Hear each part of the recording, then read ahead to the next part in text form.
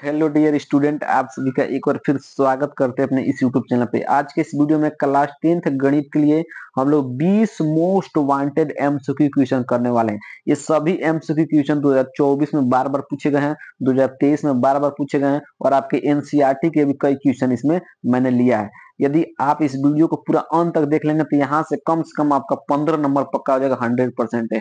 15 number यदि आप पक्का करना चाहते हैं 15 मिनट के वीडियो में, तो आप ये वीडियो पूरा अंत तक देखिएगा। यदि आप हमारे चैनल पहली बार आए तो चैनल को सब्सक्राइब, वीडियो को लाइक और एक प्यारा सा कमेंट जरूर करना बाबू। ठीक है, तो चलिए वीडियो को स्टार्ट करते हैं और सबसे हम लोग पहला प्रश्न देखते हैं बिना किसी देरी का। पहला प्रश्न आपके स्क्रीन बोर्ड पर रहा कि एक त्रिघात बहुपद की अधिक से अधिक शून्यों की संख्या कितनी होगी।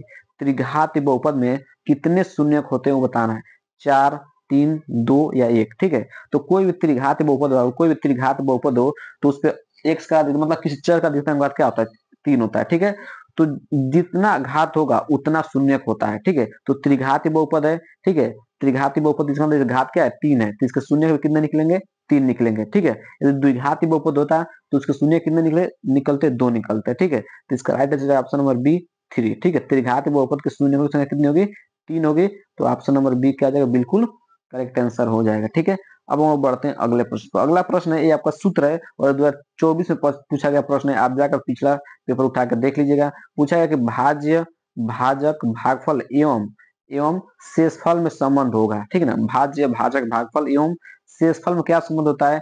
भाज्य बराबर शेषफल इंटू भागफल प्लस भाजक, या भाजक इक्वल टू भाज्य गुणे भागफल प्लस शेषफल, या भाज्य इक्वल टू भाजक गुणे भागफल प्लस शेषफल, या भाजक इक्वल टू भाज्य प्लस भागफल गुणे शेषफल। ठीक है, तो इसका राइट आंसर क्या हो जाएगा, जो भाज्य, भाजक और भागफल और शेषफल में क्या संबंध होता है, तो ऑप्शन नंबर सी भाज्य इक्वल टू होता है भाजक गुणे भागफल प्लस शेषफल। ऑप्शन नंबर सी क्या आ जाएगा, बिल्कुल करेक्ट आंसर हो जाएगा। ठीक है, अब हम लोग बढ़ते हैं अगले प्रश्न पर। अगला प्रश्न है कि समांतर श्रेणी, जो समांतर श्रेणी दिया गया इसका सर्वांतर निकालना है। ठीक है ना, समांतर श्रेणी -5 -3 3 7 सॉरी -5 -1 3 और 7 का सर्वांतर ज्ञात करना है। तो सर्वांतर को हम किसे लिखते हैं, डी से लिखते हैं। क्या से लिखते हैं, डी से। और निकालने का सूत्र होता है, क्या करना है, a2 -a1। a2 -a1 एक सूत्र होता है, मतलब अगला पद में से पिछला पद क्या कर दीजिए, घटा दीजिए। ठीक है, अगला पद में से पिछला पद क्या कर घटा दीजिए, तो माइनस का 1 और माइनस का ये वाला, और ऑलरेडी एक -5 है ये। ठीक है, देखिए सूत्र होता है a2 -a1, तो इसको a1 मान लीजिए, इसको a2 मान लीजिए। ठीक है, तो a2 को मान दिया है -1। ठीक है, तो -1 लिख दिया। फिर आपका सूत्र माइनस है तो माइनस यहाँ पे लगा दिया। फिर a1 का मान कितना है, a1 का मान -5 है तो -5 लिख दिया। ठीक है, तो -1 -5 क्या आ जाएगा, प्लस प्लस का 5, तो घटाएंगे तो आ जाएगा 4। ठीक है, तो ये सर्वांतर कितना आ जाएगा, 4। तो इसका राइट आंसर क्या हो जाएगा, ऑप्शन नंबर डी बिल्कुल करेक्ट आंसर हो जाएगा।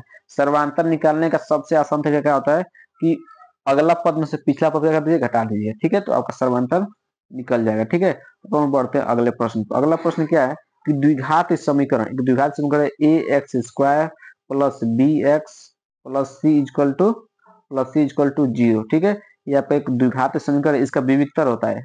तो विविक्तर क्या होता है, B square -2ac, B square plus 4ac, या बी स्क्वायर -4ac, या B square B square plus 2ac। ठीक है, तो द्विघात समीकरण का जो विविक्तर निकालना सूत्र होता है वो होता है बी स्क्वायर -4ac। ये सूत्र याद रखिएगा, बहुत ज्यादा इंपॉर्टेंट ये सूत्र है। विविक्तर का सूत्र होता है बी स्क्वायर -4ac। तो ऑप्शन नंबर सी क्या आ जाएगा, बिल्कुल करेक्ट आंसर हो जाएगा। 2024 का प्रश्न है। ठीक है, अब हम लोग बढ़ते हैं अगले प्रश्न पर। अगला प्रश्न है कि कैप्सूल संयोजन है। ये कैप्सूल जो होता है, कैप्सूल आपने देखा होगा। ठीक है, ये किसका संयोजन होता है।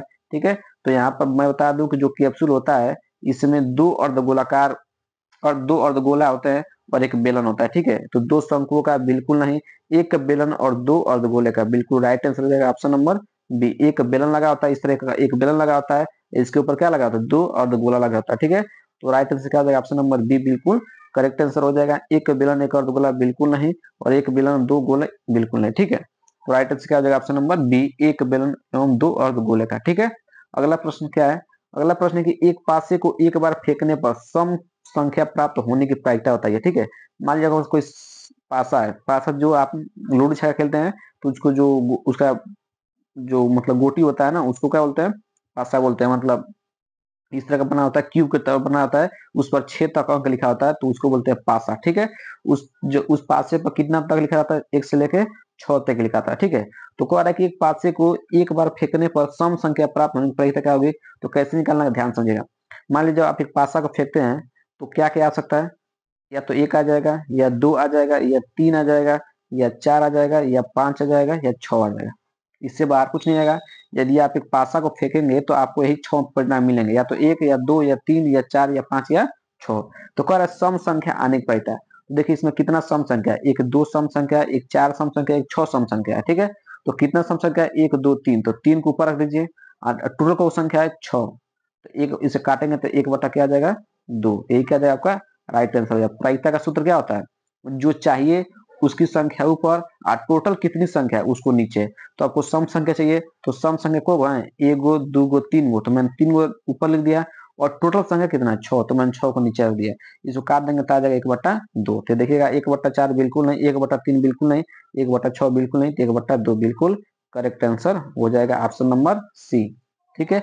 अब हम लोग बढ़ते हैं अगले प्रश्न पर। अगला प्रश्न क्या है कि एक परिमेय संख्या और एक अपरिमेय संख्या का अंतर होता है। वेरी वेरी मोस्ट इंपोर्टेंट प्रश्न है एकदम। क्या है, सभी प्रश्न लॉजिकल वाला है, डायरेक्ट आप इसका आंसर 2 से 3 सेकंड में दे सकते हैं बिल्कुल आसानी से, ठीक है ना। 2024 में पूछे गए हैं और 2023 में पूछे गए हैं, ठीक है। 2024 2023 में पूछे गए हैं।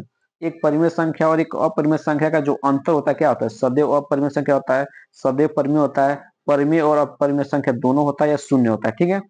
तो याद रखिएगा कि एक परिमेय संख्या हो और दूसरा अपरिमेय संख्या हो, तो इनका जो अंतर होता है वो सदैव क्या होता है, अपरिमेय संख्या होता है।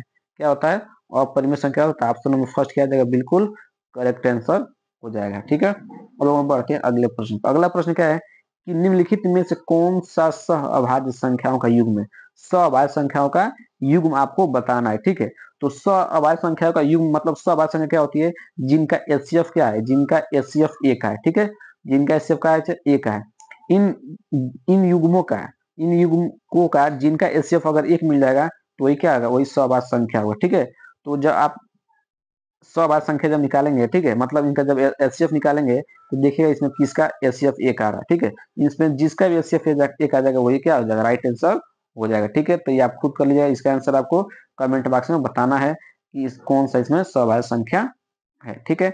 अब हम बढ़ते हैं अगले प्रश्न पर। अगला प्रश्न क्या है कि दो त्रिभुज एक दूसरे के समरूप होंगे। दो त्रिभुज दिया गया, मान लीजिए एक त्रिभुज ए है, एक त्रिभुज ए। ये दो त्रिभुज एक दूसरे के समरूप कब होंगे, यदि इनके संगत कोण बराबर हो। संगत कोण मतलब होता है कि ऊपर वाले ऊपर के बराबर, ये वाला इसके बराबर और ये वाला इसके बराबर, इसको बोलते हैं संगत कोण, ठीक है।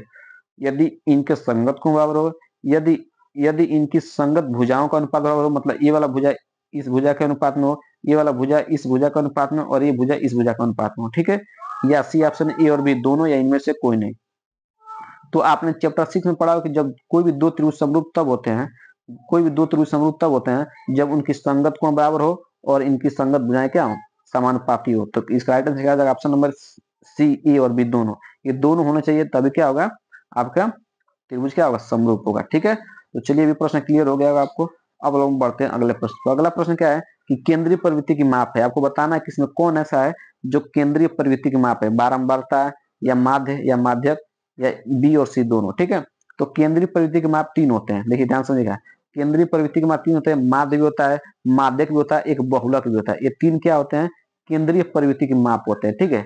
केंद्रीय प्रवृत्ति क्या होते हैं, माप होते हैं। माध्य माध्यक और बहुलक क्या होते हैं, केंद्रीय प्रवृत्ति की माप होती है, ठीक है। तो इसका राइट आंसर क्या हो जाएगा, इसका right answer option number D हो जाएगा, बी और सी दोनों। ये भी माप प्रवृत्ति की माप है, ये भी केंद्रीय प्रवृत्ति की माप है। तो ऑप्शन में क्या हो जाएगा, डी बिल्कुल करेक्ट आंसर हो जाएगा, ठीक है।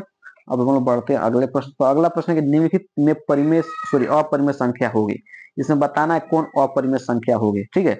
तो अंडर रूट 25 एक अपरिमेय संख्या नहीं है, क्योंकि इसको लिख सकते हैं 5/1 लिख सकते हैं ना, बिल्कुल लिख सकते हैं, क्योंकि 25 का वर्गमूल क्या होता है, 5 होता है। उसी तरह 81 का क्या लिख सकते हैं, 9/1, क्योंकि 81 का वर्गमूल होता है 9, और 9 के नीचे एक लगा देंगे तो परिमेय बन जाएगा, ठीक है।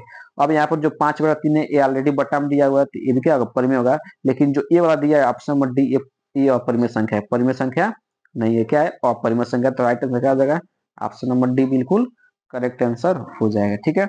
अगले प्रश्न बढ़ते हैं। अगला प्रश्न है कि किसी द्विघात समीकरण, किसी द्विघात समीकरण a x square plus b x plus c equal to 0 के ग्राफ का आकार होगा परवलयाकार या आयताकार या सीधी रेखा या वृत्ताकार, ठीक है। तो जो द्विघात समीकरण होते हैं बाबू, उनका जो ग्राफ का आकार होता है वो किस आकार का होता है, परवलयाकार होता है, ठीक ना, परवलयाकार होता है, ठीक है। तो ऑप्शन नंबर फर्स्ट क्या आ जाएगा, बिल्कुल करेक्ट आंसर हो जाएगा, ठीक है। अगला प्रश्न बढ़ते हैं। अगला प्रश्न क्या है कि आर त्रिज्या का एक ठोस अर्धगोला का कुल पृष्ठ क्षेत्रफल क्या होगा। एक आर त्रिज्या कोई अर्धगोला क्या है, अर्धगोला है। इस तरह का आर त्रिज्या का क्या है, एक अर्धगोला है, ठीक है। कह रहे कि उसका कुल पृष्ठ क्षेत्रफल क्या होगा, 2πr² या 4πr² या 3πr² या 6πr², ठीक है। तो एक अर्धगोले कटोरा का जो पृष्ठ क्षेत्रफल होता है, कुल पृष्ठ क्षेत्रफल क्या होता है, 3πr²। ऑप्शन नंबर सी क्या जाएगा, बिल्कुल करेक्ट आंसर हो जाएगा, ठीक है। अब बढ़ते हैं अगले प्रश्न पर। अगला प्रश्न क्या है कि 15, 18 और 24 का लॉसव क्या होगा, ठीक है। लॉसव ज्ञात करना है, इस तरह को निकालना है, 15 का, 18 का और इसका 24 का, ठीक है। तो आप इसका लॉसव निकाल लीजिएगा। इसका भी आंसर आपको HW के रूप में देते हैं और इसका आंसर आपको कमेंट बॉक्स में बताना है, ठीक है। एलसीएम निकालना है, एलसीएम बहुत आसान है, आप पीछे क्लास में पढ़ चुके होंगे, ठीक है। तो एलसीएम इसका बताना है, 2024 का प्रश्न ये भी है, ठीक है। अब हम बढ़ते हैं अगले प्रश्न पर। अगला प्रश्न है कि निम्नलिखित में से कौन सी किसी घटना की प्रायिकता नहीं हो सकती। ध्यान से देखा, प्रायिकता जो होती है कभी एक से अधिक नहीं होती है। जो प्रायिकता होती है वो कभी एक से अधिक नहीं होती है, ठीक है। प्रायिकता कभी एक से अधिक नहीं होती, ठीक है। देखिए एक एक हो सकता है, बिल्कुल हो सकता है, एक से छोटा हो सकता है, लेकिन एक से अधिक नहीं होगा।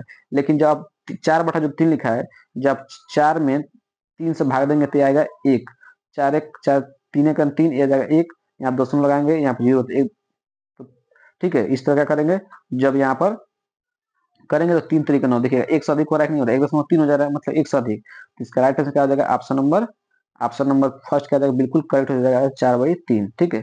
क्योंकि जो प्रायिकता होती है एक से अधिक नहीं होती है, लेकिन इसको हम सॉल्व कर रहे हैं तो एक से अधिक हो जा रहा है, तो इसीलिए ये प्रायिकता नहीं हो सकता है। 4/3 क्या जाएगा, बिल्कुल करेक्ट आंसर हो जाएगा, ठीक है। अब हम लोग बढ़ते हैं अगले प्रश्न पर। अगला प्रश्न क्या है कि दो त्रिभुजों के क्षेत्रफलों का अनुपात उनके संगत भुजाओं के अनुपात के वर्ग के बराबर हो तो इन त्रिभुज होंगे समबाहु, ठीक है, सम विषमबाहु या समरूप या समद्विबाहु, ठीक है। कह रहा है कि यदि कोई दो त्रिभुज हो, उनका क्षेत्रफल मतलब मान लीजिए एरिया, ठीक ना, एरिया मान लीजिए त्रिभुज A1 का एरिया है A1, ये त्रिभुज A2 का एरिया है, ठीक है। ये इन इन दोनों त्रिभुजों का एरिया का जो अनुपात है, इनके संगत भुजाओं के वर्ग के अनुपात के बराबर होता है, तो त्रिभुज क्या होती है, वो त्रिभुज होती है समरूप। ये भी आपने चैप्टर 6 में पढ़ लिया होगा, ठीक है, समझ रहे ना। तो ये आपका राइट आंसर क्या जाएगा, ऑप्शन नंबर सी, ठीक है। अब हम बढ़ते हैं अगले प्रश्न पर। अगला प्रश्न है कि यदि साइन ए बराबर कॉस ए हो तो ए का मान ज्ञात करना, ठीक है। तो आपको बताना है कि यहाँ पे ए का कौन सा मान यहाँ पर रखे, इन चारों में से कौन सा ऐसा मान रखे जो इनमें रखने पर इन दोनों का मान क्या हो जाए, बराबर हो जाए, ठीक ना। तो एक ए का क्या ए इक्वल टू क्या लेंगे, तो इक्वल हम क्या लेंगे, 45 डिग्री लेंगे, ठीक है। क्योंकि साइन 45 पर भी 1/√3 1/√2 होता है और कॉस 45 पर भी 1/√2 होता है, ठीक है। तो दोनों का मान बराबर जाएंगे तो क्या हो जाएगा, ऑप्शन नंबर सी बिल्कुल करेक्ट आंसर हो जाएगा, 45 डिग्री हो जाएगा, ठीक है। अब हम बढ़ते हैं अगले प्रश्न पर। अगला प्रश्न क्या है कि माध्यक एवं बहुलक के बीच संबंध होगा। ये भी एक सूत्र है, ये भी इंपोर्टेंट सवाल है आपका कि माध्यक एवं बहुलक के बीच क्या संबंध होता है। माध्य इक्वल टू 2 बहुलक प्लस 3 माध्य, या बहुलक इक्वल टू 3 माध्यक माइनस 2 माध्य, या बहुलक इक्वल टू 2 माध्य माइनस 3 माध्यक, या माध्य इक्वल टू क्या हो जाएगा, 3 माध्यक माइनस 2 बहुलक, ठीक है। तो जो आपका सूत्र होता है, क्या होता है, आपका सूत्र होता है बहुलक इक्वल टू क्या हो जाएगा, माध्य इक्वल टू होता है बहुलक 2 माध्य प्लस बहुलक, ठीक है। तो इसका right answer option number B, ठीक है। क्या हो जाएगा, ऑप्शन नंबर बी बिल्कुल करेक्ट आंसर हो जाएगा। बहुलक इक्वल टू क्या होता है, 3 माध्यक माइनस 2 माध्य, ठीक है। तो ऑप्शन नंबर बी क्या आ जाएगा, बिल्कुल करेक्ट आंसर हो जाएगा, ठीक है। अब हम लोग बढ़ते हैं अगले प्रश्न। अगला प्रश्न है दी गई संख्याओं में अभाज्य संख्या होगी। इसमें बताना है कि दी गई संख्या में कौन अभाज्य संख्या होगी, 0 1 2 या 8, ठीक है। तो ध्यान समझिएगा कि जो 2 होता है ये सबसे छोटी अभाज्य संख्या होती है। 2 क्या होता है, वो सबसे छोटी अभाज्य संख्या होती है। तो इसका राइट आंसर क्या हो जाएगा, ऑप्शन नंबर सी बिल्कुल करेक्ट आंसर हो जाएगा, ठीक है। अब हम बढ़ते हैं अगले प्रश्न पर। अगला प्रश्न है कि केंद्रीय प्रवृत्ति की माप है। इसमें बताना है फिर कि केंद्रीय प्रवृत्ति का माप कौन है, बारंबारता या संचयी बारंबारता या वर्ग अंतराल या बहुलक, ठीक है। तो मैंने पिछले क्वेश्चन में बताया है कि जो केंद्रीय प्रवृत्ति की माप होती है 3 होते हैं, माध्य, माध्यक और बहुलक। तो इसका राइट आंसर क्या हो जाएगा, ऑप्शन नंबर डी, बहुलक क्या है, केंद्रीय प्रवृत्ति की माप है। तो ऑप्शन नंबर डी बिल्कुल क्या हो जाएगा, करेक्ट आंसर हो जाएगा, ठीक है। तो इस तरह मैंने आपको टोटल 20 MCQ क्वेश्चन कराया है, बहुत जल्दी लिख रहा है ताकि आपका टाइम वेस्ट ना हो, ठीक है। तो वीडियो कैसा लगा कमेंट बॉक्स में जरूर बताइएगा।